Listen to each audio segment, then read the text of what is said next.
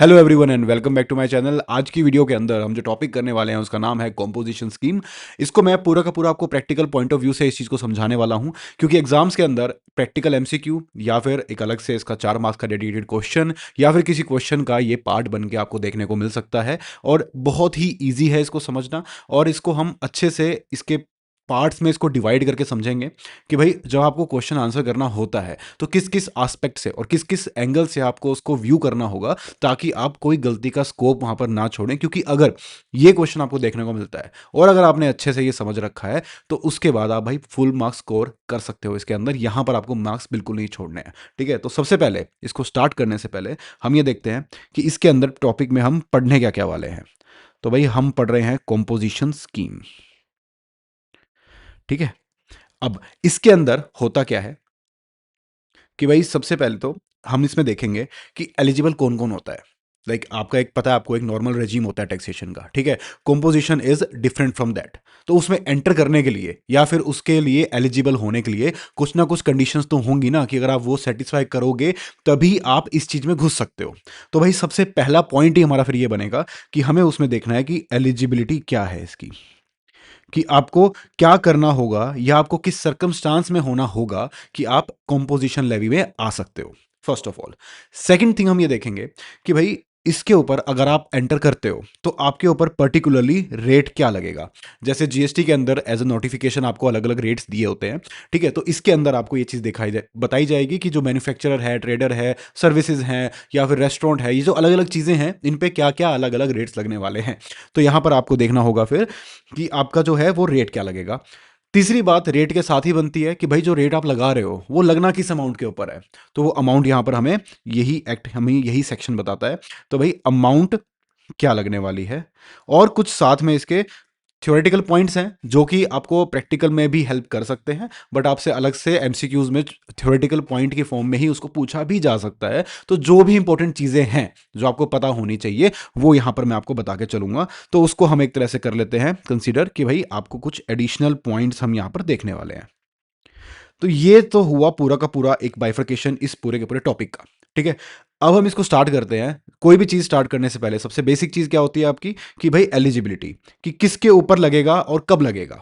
कुल, तो ये चीज हम स्टार्ट करते हैं। तो सबसे पहले यहां पर हमारे पास आएगा कि इस चीज के लिए एलिजिबल कौन है। अब देखो, यहां पर एक कंडीशन इन्होंने रखी है कि आपको टर्नओवर की एक लिमिट दी हुई है, कि अगर इस टर्नओवर की लिमिट में आप फॉल करते हो तो आप कॉम्पोजिशन स्कीम ले सकते हो। ठीक है, तो वो टर्नओवर की लिमिट क्या है, वो है आपके पास 75 lakhs। This is for special category states. वो कौन कौन सी है वो मैं आपको बताऊंगा। This is for special category states and 1.5 crores for other states. All other states, in 8 states के अलावा जो भी स्टेट्स हैं उन पे 1.5 करोड़। ठीक है, तो ये है टर्नओवर की लिमिट। पहली बात तो कि अगर आप इस टर्नओवर की लिमिट के अंदर आते हो, यानी कि 75 लाख तक की ही आपकी सेल है स्पेशल कैटेगरी स्टेट से, या फिर अगर आप किसी और अदर स्टेट से अगर आप सेल कर रहे हो तो आपकी 1.5 करोड़ तक है, तो ही आप कॉम्पोजिशन स्कीम के लिए एलिजिबल हो। पहली बात तो। अब द नेक्स्ट क्वेश्चन इज कि कौन कौन होते हैं इसमें। तो अगर ब्रॉडली स्पीकिंग, ठीक है, तो यहां पर आपका ये जो एप्लीकेबिलिटी होती है वो हो सकती है मैन्युफैक्चरर के ऊपर। जो बंदा है, जो सप्लायर ऑफ गुड्स या फिर सर्विस है, वो मैन्युफैक्चरर हो सकता है, वो ट्रेडर हो सकता है, वो आपका trader of goods and service, goods जो कि एक गुड्स को कहीं से खरीद के आगे उसको बेचता है। ठीक है, होलसेल वाला भी हो सकता है, रिटेलर भी हो सकता है, कोई भी हो सकता है वो। ठीक है, उसके बाद आता है आपका रेस्टोरेंट। ठीक है, और फिर आपका आता है अदर सर्विसेज। रेस्टोरेंट के अलावा, रेस्टोरेंट भी एक सर्विस है, उसके अलावा जो सर्विसेज हैं। ठीक है, तो यहां पर इनमें गुड्स कवर हो गए और यहां पर सर्विसेज कवर हो गई। ठीक है, तो ये लोग हैं जो कि एलिजिबल हो सकते हैं अगर इनकी टर्नओवर इस लिमिट में आती है तो। एक यहां पर आपको याद रखना है कि ये अदर सर्विसेज पहले नहीं था, इसको अलग से ऐड किया गया है। पहले सर्विसेज के नाम पे कॉम्पोजिशन लेवी में सिर्फ और सिर्फ रेस्टोरेंट सर्विस आता था, अब उसको अलग से ऐड करके इंक्लूड कर दिया गया है। लेकिन इसमें लिमिट आपकी सिर्फ और सिर्फ है 50 लाख। तो कोई ऐसा इंसान जिसकी टर्नओवर जो है वो 50 लाख तक की ही है, पिछले जो भी हम पिछले साल का हम निकालते हैं बेसिकली, पिछले साल की टर्नओवर देखते हैं।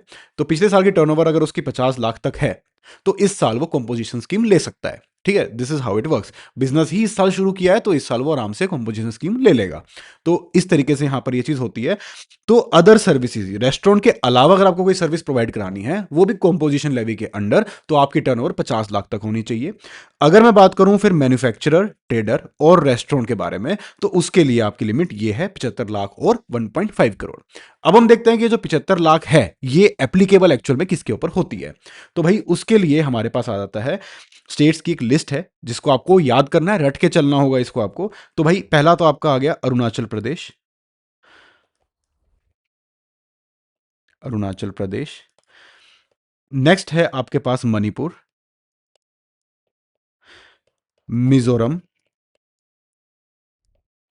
ओके, एंड आपके पास आता है Meghalaya. Then we have Tripura, sorry, हाँ त्रिपुरा। फिर आपके पास आता है सिक्किम, एंड आपके पास आता है नागालैंड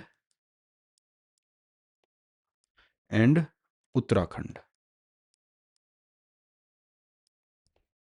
तो ये सारी की सारी 8 ऐसी स्टेट्स हैं।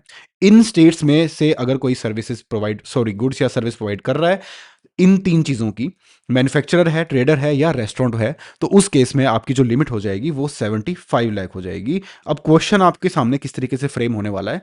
क्वेश्चन आपके सामने फ्रेम होगा कि भाई लेट सपोज अरुणाचल प्रदेश का कोई मैन्युफैक्चरर है, ठीक है, जो कि गुड सप्लाई करता है, मैन्युफैक्चर करके उनको सप्लाई करता है, तो उस केस में उसके ऊपर जो है कंपोजिशन स्कीम वो ले सकता है या नहीं। उसकी टर्नओवर आपको दे रखी होगी, लेट सपोज अगर आपको 70 लाख दिया हुआ है तो ठीक है भाई, ये 75 लाख तक की लिमिट में फॉल करता है तो उसको कंपोजिशन लेवी लेने दिया जाएगा। अगर 80 लाख आया तो आप 1.5 करोड़ नहीं देखोगे, आप 75 लाख ही देखोगे। 80 लाख अगर उसकी टर्नओवर है तो आपको बोलना होगा कि भाई नहीं, वो इंसान कंपोजिशन लेवी में नहीं आ सकता। ठीक है, तो इस तरीके से यहां पर होगा। उसके अलावा कोई भी है तो 1.5 करोड़ तक की लिमिट है। तो अगर किसी की 1 करोड़ 40 लाख रुपए टर्नओवर है लास्ट ईयर तो इस साल वो कंपोजिशन लेवी में आ सकता है, बट अगर किसी की 1 करोड़ 60 लाख है तो वो कंपोजिशन लेवी में नहीं आ पाएगा। As plain as that. ठीक है, अब देखो यहां पर अब आपके मन में एक डाउट उछल रहा होगा कि हमने टर्नओवर देख ली क्या होती है, सॉरी हमने ये देखा कि भाई टर्नओवर की लिमिट क्या है। अब हम जो ये टर्नओवर होगी वो किस अमाउंट को लेंगे?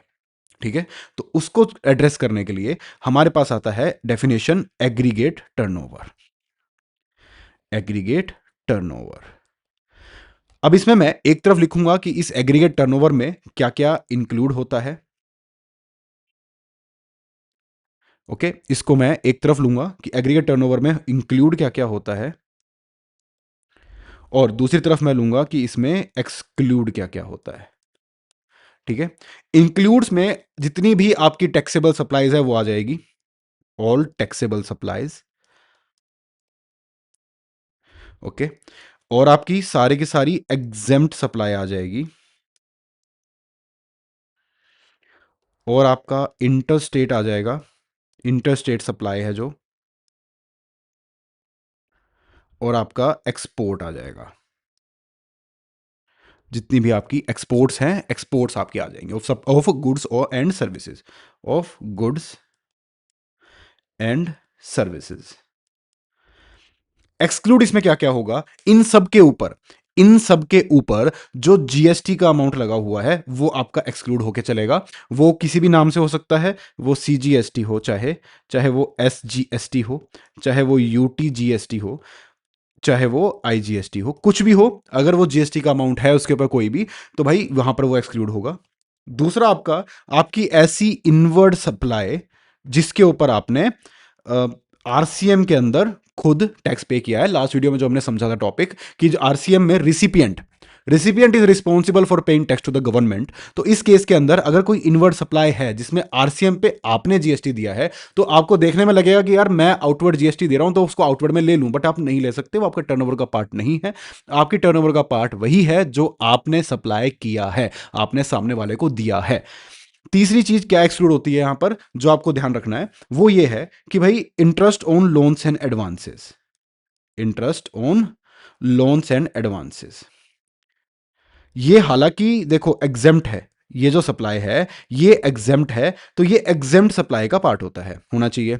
लेकिन इसको इस एक्ट के अंदर इन सेक्शंस के थ्रू स्पेसिफिकली एक्सक्लूड किया गया है कि भाई एग्जेम्प्ट तो हम लेंगे, बट कौन सी वाली एग्जेम्प्ट नहीं लेनी है, तो वो हमें interest from loans and advances जो है वो नहीं लेनी है। अब ये चीज अगर आप यहां समझ गए तो आगे पूरे के पूरे सिलेबस के अंदर जहां पर भी आपको एग्रीगेट टर्नओवर आने वाली है वहां पर ये चीज आपकी कॉमन मिलेगी आपको। ठीक है, कि interest on loans and advances नहीं आएगा, इनवर्ड सप्लाई ऑन आरसीएम नहीं आएगा, और ये चारों चीजें वहां पर आने वाली हैं। एग्रीगेट टर्नओवर, एग्रीगेट टर्नओवर को हम देखते हैं ओनली, ये जो डेफिनेशन है ये मैंने ऐसे ही वर्ड यूज नहीं किया। एग्रीगेट टर्नओवर मैंने ऐसे नहीं लिया कि भाई हाँ मैं टोटल टर्नओवर निकाल रहा हूं, इट इज नॉट दैट। ये लॉ में दी हुई डेफिनेशन है प्रॉपर, कि अगर हमें एलिजिबिलिटी चेक करनी है तो मुझे अपनी एग्रीगेट टर्नओवर देखनी होगी, और वो एग्रीगेट टर्नओवर क्या होने वाली है वो हमें एक्ट ने ही बताया हुआ है।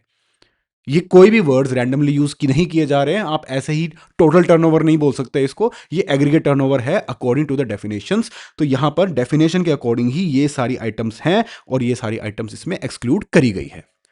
तो यहां पर तो आ गया ये चीज। अब ये जो आपको टोटल निकालोगे, इस पूरी इक्वेशन को सॉल्व करके जो आप टोटल निकालोगे उसको आपको कंपेयर करना है किससे, 75 लाख से, या फिर 1.5 करोड़ से, या फिर 50 लाख से।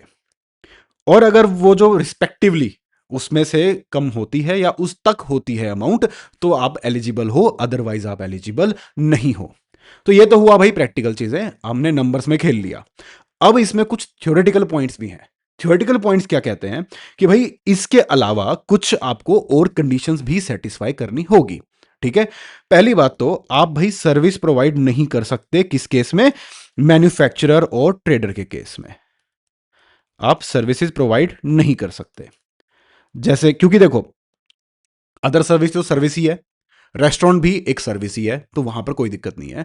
तो यहां पर बाय डिफॉल्ट हम मैन्युफैक्चरर और ट्रेडर के ऊपर ही आ जाते हैं कि उनको सर्विसेज प्रोवाइड करना जो अलाउड नहीं है, but subject to some limit वहां पर अलाउड है। वो क्या है कि आप 10% ऑफ योर टर्नओवर इस साल की जिस पे आप कॉम्पोजिशन लगाने वाले हो उसका 10%, या फिर 5 लाख रुपए, whichever is higher, whichever is higher जो आएगा उसके ऊपर आपको यहां पर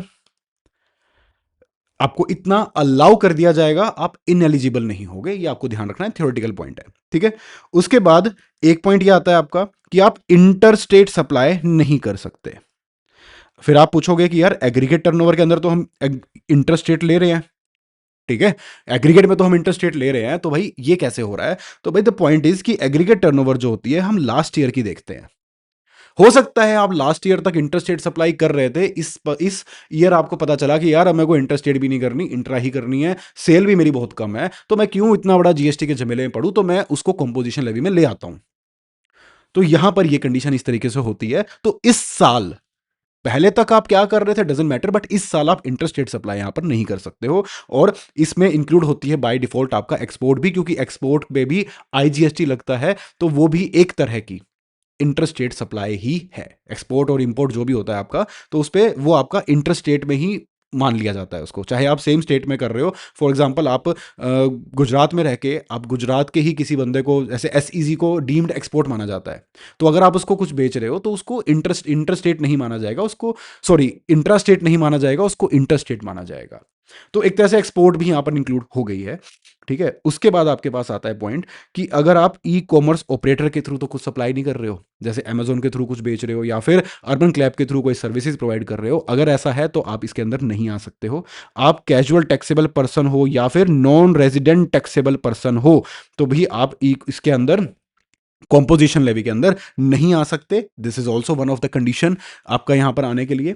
ठीक है, उसके बाद कुछ चीजें, स्पेसिफिक चीजें हैं जिनको एक्सक्लूड किया गया है, कुछ गुड्स हैं स्पेसिफिक जिनको एक्सक्लूड किया गया है। आप उन स्पेसिफाइड गुड्स की कैटेगरी को में डील करते हो तो आप कॉम्पोजिशन स्कीम में नहीं आ सकते। वो गुड्स किस टाइप के मैं आपको बता देता हूं, जैसे आइसक्रीम है, अदर एडिबल आइस है, आपका pan masala, aerated water, fly ash bricks, bricks of fossil fuels, building material, sorry building bricks and earthen और रूफिंग टाइल्स। ये जो चीजें हैं, ये लिस्ट है आपके पास, बुक में भी दे रखा होगा, आप उसको पढ़ेंगे, आपको बस नजर मार के जाना है। आपको उन लिस्ट में से कोई आइटम दिखेगी तो आप समझ जाना कि भाई इसको कंपोजिशन स्कीम में नहीं रख सकते।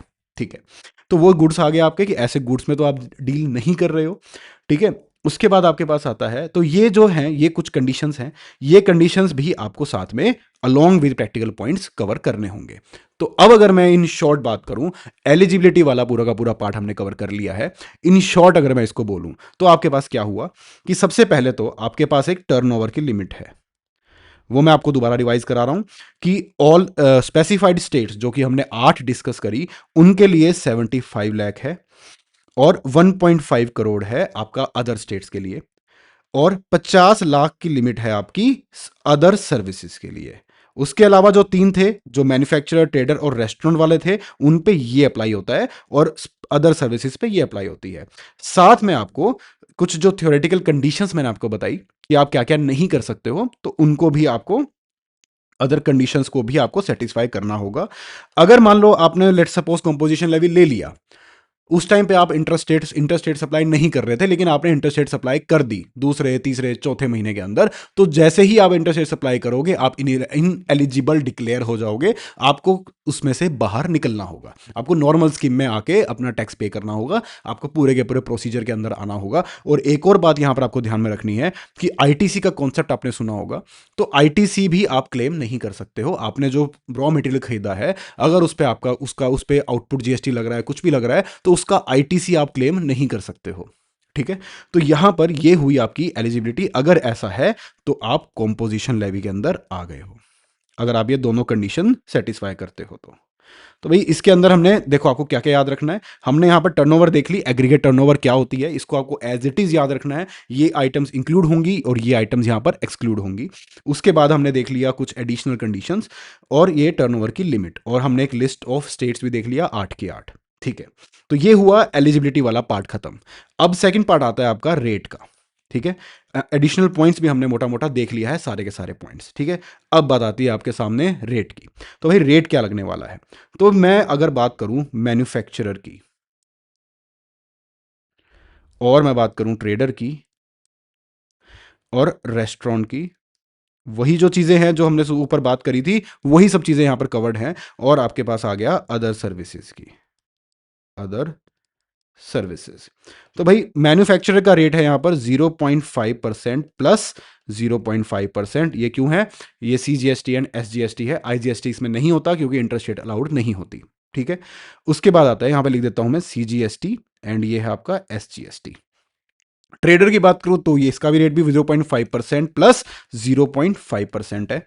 रेस्टोरेंट की बात करूं तो 2.5% प्लस 2.5% है। और अदर सर्विसेज की अगर मैं बात करूं तो 3% प्लस 3% यानी 6% है, जो कि नया ऐड हुआ है। तो ये तो हो गए भाई इनके रेट्स। अब अगला नया मेन क्वेश्चन ये आता है कि भाई रेट्स तो हमने चलो देख लिए, पहला पॉइंट एलिजिबिलिटी हमने कंसीडर कर लिया, हमें टर्नओवर निकालनी आ गई, हमें एक अमाउंट की रेफरेंस मिल गई जिससे हमें कंपेयर करना है और हमें डिक्लेयर करना है कि वो कंपोजिशन के लिए एलिजिबल है या नहीं है, साथ में कुछ थ्योरेटिकल एडिशनल कंडीशंस को ध्यान में रखते हुए। तो ये तो पहला टॉपिक हो गया। दूसरा टॉपिक हमने देख लिया रेट। रेट क्या क्या थे, मैन्युफैक्चरर का 0.5 प्लस 0.5, ट्रेडर का भी 0.5 प्लस 0.5। तो गुड्स का बेसिकली आपको याद रखना है कि गुड्स का टोटल मिला के 1% रेट है। सर्विसेज में बात करें तो वेरी करता है, 5 से शुरू होता है 6 तक जाता है। रेस्टोरेंट सर्विस का 5 है, अदर सर्विसेज का 6% है। तो ये तो हो गया रेट्स की बात। अब ये रेट जो है वो लगेगा किस अमाउंट पे, क्या इस एग्रीगेट टर्नओवर पे लगा दोगे, नहीं, ये तो पिछले साल की है, हमें निकालनी है इस साल की टर्नओवर। अब इस साल की क्या टर्नओवर होने वाली है, तो भाई देखो, अब अगर हम अमाउंट पे आ चुके हैं, अमाउंट की अगर हम बात करें तो यहां पर मैं कुछ चीजें लिखूंगा, उनको ध्यान से सुनना है, एक एक वर्ड की यहां पर सिग्निफिकेंस है। ठीक है, यहां पर आता है point turnover in state, turnover in state या फिर यूटी। मैं ट्रेडर को स्किप कर रहा हूं, यहां पर भी मैं लिखूंगा turnover in state, turnover in state और यूटी। बचा क्या आपका ट्रेडर एंड अदर सर्विसेज। तो यहां पर आपका मैं लिख रहा हूं, ध्यान से देखना है, taxable, all taxable supply, taxable supply, और इसमें भी आएगा टैक्सेबल सप्लाई। तो देखो भाई, अपना ट्रेडर डिफरेंट हो गया और अदर सर्विस हो गया, और यहां पर मैन्युफैक्चरर और रेस्टोरेंट सर्विसेज एक तरफ हो गए। ठीक है, इन वर्ड्स की इंपॉर्टेंस क्या है, देखो टर्नओवर इन स्टेट जो है ना, वो एज इट इज आपकी एग्रीगेट टर्नओवर है, बस वो इस साल की आपको कंप्यूट करनी है, ठीक है, और उसके ऊपर आपका यहां पर लग जाएगा। अब देखो यहां पर एक चीज है, हमने जब थ्योरी पढ़ा हमने क्या देखा कि इंटर स्टेट आप नहीं कर सकते हो, बट एग्रीगेट टर्नओवर में तो है। बट ये एक ऑब्वियस सी बात है कि जब आप टर्नओवर इन स्टेट निकाल रहे होगे तो डेफिनेशन में तो ये सब आता है, बट कॉम्पोजिशन लेवी के पर्पज से आप खुद ही देखो कि यहां पर ये कितना बात ही वॉइड हो जाएगी ना, कि यार इंटरस्टेट अगर आपने जोड़ दिया या फिर आप इंटरस्टेट एक्चुअल में सप्लाई कर रहे हो तो आप कॉम्पोजिशन स्कीम में नहीं हो, बट डेफिनेशन कहती है कि सब जुड़ेगा। तो यहां पर सीधी सी बात ये आती है कि हम सिर्फ और सिर्फ डील कर रहे हैं टैक्सेबल सप्लाई और एग्जेम्प्ट सप्लाई में। एग्जेम्प्ट सप्लाई जो है वो एक्सक्लूड करता है आपका इंटरेस्ट एंड एडवांस, ठीक है। तो यहां पर टर्नओवर इन स्टेट का मतलब है आपका दोनों चीजें, टैक्सेबल प्लस एग्जेम्प्ट सप्लाई, ठीक है, टैक्सेबल प्लस एग्जेम्प्ट सप्लाई। और यहां पर दोनों के केस में ट्रेडर और सप्लायर ऑफ अदर सर्विसेज के केस के अंदर आपको क्लियरली किया कहा गया है कि भाई यहां पर सिर्फ जो टैक्सेबल पार्ट है उसी के ऊपर कंपोजिशन स्कीम लगेगा। एक तरह से अगर याद रखने के लिए कि भाई मैन्युफैक्चरर एक बड़ी ऑर्गेनाइजेशन होती है, बड़ी फैक्ट्री होती है, बड़ा काम होता है, तो उससे तो भाई हम एग्जाम पे भी ले लेंगे, ठीक है। लेकिन ट्रेडर चलो यार छोटा ट्रेडर है, फॉर एग्जांपल दे रहा हूं क्योंकि ऐसा हो सकता है, देखो ट्रेडर बड़ा और मैन्युफैक्चरर छोटा हो सकता है, बट हम यहां पर याद रखने के लिए आप एक दिमाग में एक इमेजिन करना कि एक बहुत बड़ी सी फैक्ट्री है और ट्रेडर के नाम पे एक छोटी सी दुकान है, ठीक है। तो जो फैक्ट्री है, जो बहुत बड़ी सी फैक्ट्री है, उससे हम टर्नओवर के केस में टैक्सेबल पे भी और एग्जाम पे भी ले लेंगे। लेकिन जो छोटी सी दुकान है ट्रेडर की, उससे हम अब सिर्फ और सिर्फ बेचारे से टैक्सेबल के ऊपर लेंगे, उसको एग्जाम्प्ट पे नहीं छेड़ेंगे। तो इस तरीके से यहां पर देखना है। रेस्टोरेंट के केस के अंदर भी आपका मैन्युफैक्चरर की तरह सेम है कि आपका टर्नओवर इन स्टेट और यूटी आएगा जो कि होता है आपका टैक्सेबल प्लस एग्जेम्प्ट। बस ये ध्यान रखना है एग्जेम्प्ट के अंदर interest on loans and advances नहीं होते हैं। तो यानी कि अगर आपके पास क्वेश्चन, देखो अब मैं इसको आपको एक एग्जांपल से समझाता हूं, सारे पॉइंट आपके क्लियर हो जाएंगे। एग्जाम्पल लेते हैं, क्वेश्चन में आपको पूछा जाएगा कि भाई एक मैन्युफैक्चरर है, ठीक है, अब वो क्या कर रहा है, वो टैक्सेबल सप्लाई कर रहा है आपकी 20 लाख रुपए की, और एग्जेम्प्ट सप्लाई कर रहा है आपकी वो भी 20 लाख रुपए की, बट इस एग्जेम्प्ट सप्लाई में 10 लाख रुपए का आपका इंटरेस्ट भी है। अब इसको आप किस तरीके से सॉल्व करोगे, तो अगर ऊपर वाली डेफिनेशंस को और सब चीजों को ध्यान में रखते हुए हमारा आंसर क्या निकलेगा कि भाई 20 लाख तो होगा ही होगा, टैक्सेबल है ऑब्वियसली। उसके बाद एग्जेम्प्ट सप्लाई हम लेंगे, लेकिन हमें लॉ ने स्पेसिफिकली कहा है कि interest on loans and advances exempt का पार्ट नहीं बनाना है, तो हम नहीं बनाएंगे, तो हम सिर्फ और सिर्फ एग्जेम्प्ट का 10 लाख रुपए लेंगे। तो अब हमारे पास हो गया यहां पर ये 30 लाख रुपए की अमाउंट। इस अमाउंट के ऊपर 0.5% प्लस 0.5% कॉम्पोजिशन स्कीम का वो जीएसटी अमाउंट लग जाएगा जो गवर्नमेंट को डिपॉजिट होना है, ठीक है। अब इसको मैं थोड़ा चेंज करता हूं, मैं इसको कहता हूं कि मैन्युफैक्चरर नहीं है, वो ट्रेडर है। तो अगर वो ट्रेडर है तो भाई हम पूरे के पूरे 20 लाख को ही इग्नोर कर देंगे, हम इस टैक्सेबल सप्लाई के 20 लाख के ऊपर 0.5% प्लस 0.5% का जीएसटी लगा देंगे, बात खत्म। It will be easy for you. तो देखो इन नटशेल हम बात करें तो अगर हमारे पास मैन्युफैक्चरर और रेस्टोरेंट सर्विस प्रोवाइडर है तो हम ये वाला ट्रीटमेंट करेंगे, हम 30 लाख को लेके रेट लगा देंगे, इसमें 0.5 0.5, और रेस्टोरेंट के केस में आपका 2.5% प्लस 2.5% आपका ये रेट लग जाएगा, and this will be your entire calculation.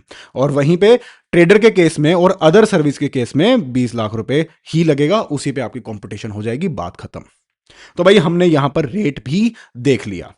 तो अगर हम इस पूरे के पूरे चैप्टर, पूरे पूरे टॉपिक के नटशेल में जाएं, तो सबसे पहले हमने एलिजिबिलिटी समझी, टर्नओवर के लिमिट्स को देखा, और एग्रीगेट टर्नओवर जिसको उस लिमिट से कंपेयर करना है वो समझ लिया, और साथ में हमने कुछ एडिशनल कंडीशंस देख ली, रेट देख लिए हमने। उसके बाद रेट किस अमाउंट पे लगेगा हमने वो अमाउंट भी देख ली, हमने एग्जांपल से उस चीज को समझ लिया, और जो एडिशनल पॉइंट्स थे उनको भी मैंने आपके सामने यहां पर रख दिया, उनको भी हमने डिस्कस कर लिया है। तो भाई यहां पर इसके बाद आपको क्वेश्चन करके देखने हैं, और आपको अपना जो भी मटेरियल है उसमें से एक बार इस चैप्टर को, इस टॉपिक को रीड करना है, और उसके बाद आपको इस टॉपिक में कोई भी प्रॉब्लम नहीं आने वाली है। आई होप गाइज ये वीडियो आपको अच्छी लगी है, अगर अच्छी लगी है तो लाइक करना, सब्सक्राइब करना, and thank you for watching.